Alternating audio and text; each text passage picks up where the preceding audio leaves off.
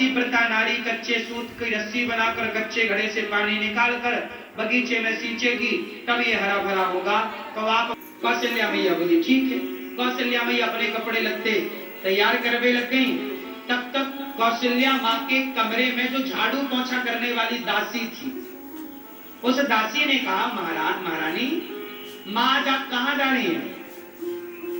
कौशल्या मैया बोली कि आज हम जनकपुर जाएंगे, वहां एक बगीचा में सूख गया है तो पानी वानी हमसे डलवाना चाहते हैं। बोले जो पतिव्रता हो तो आए।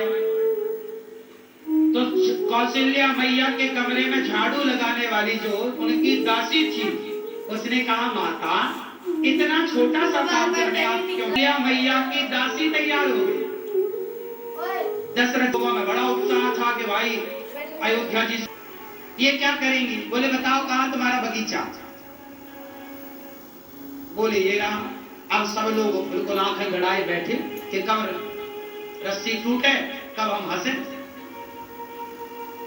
पर वो दासी को कच्चे सूत की रस्सी बनाई, कच्चा घड़ा डाला कुएं में पानी। हे ईश्वर यदि मैं पतिव्रता हूं तो ना ये वो गाय को निकाला और पानी का सिंचन किया, पूरा बगीचा हरा भरा हो गया।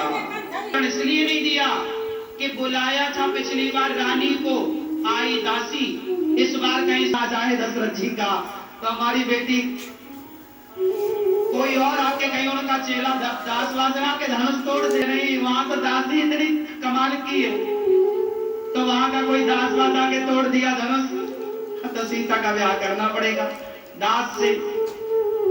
इस डर के मारे जनक जी अयोध्या में निमंत्रण नहीं दिए कि वहां बुलाओ किसी को, आता कोई है।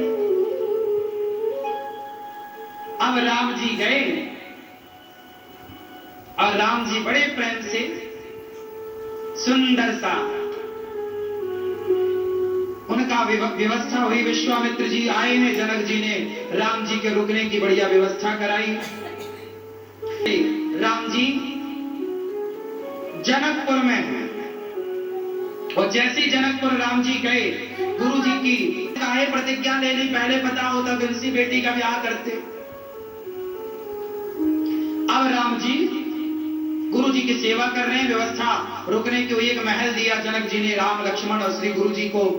अब गुरु जी राम जी बोले गुरु जी ये लक्ष्मण जी जनकपुर देखना चाहते थे राम जी, और नाम ले रहे हैं लक्ष्मण जी का।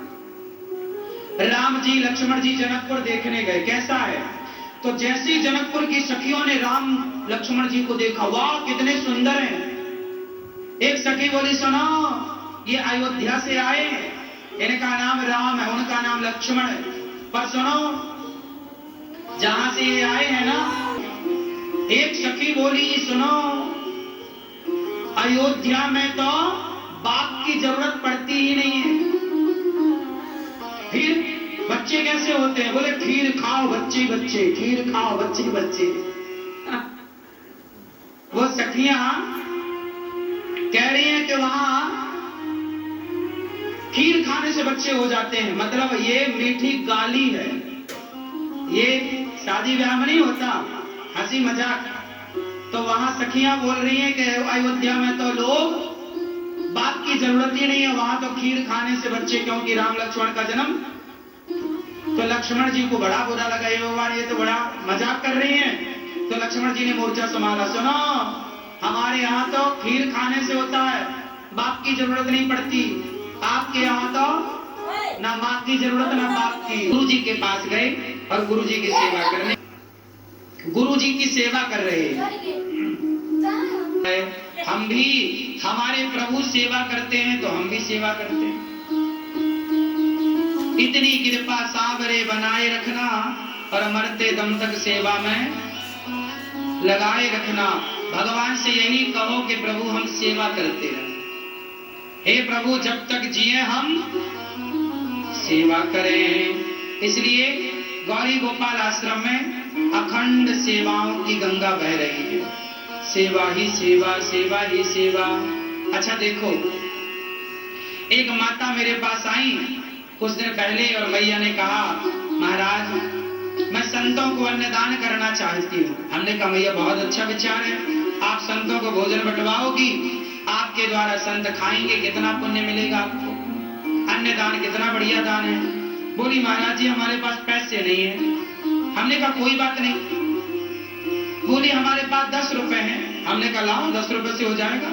बोले 10 रुपए से क्या आएगा? हमने कहा आएगा। क्या आएगा? हमने 10 रुपए लिए माँ से और नमक बुलवाया और दाल सब्जी में नमक डलवाया। बोले लो मैया आपका नमक सारे संतों तक पहुंच गया, आज दाल में स्वाद आपके कारण है, आज दाल में स्वाद आपके कारण है। तो 10 रुपए से भी स्वाद आया कि नहीं? बोलो हाँ। तो मैया की केवल भावना थी, देना, सेवा करनी है। वृंदावन में ना जाने कितने साधु संत प्रेम से अपना भजन करते हैं।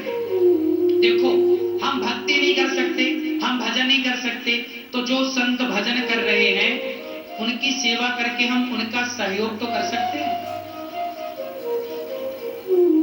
हम उनका सहयोग तो कर सकते हैं। तो आप भी इन संतों को भोजन देके उनके भजन में सहयोगी बनो।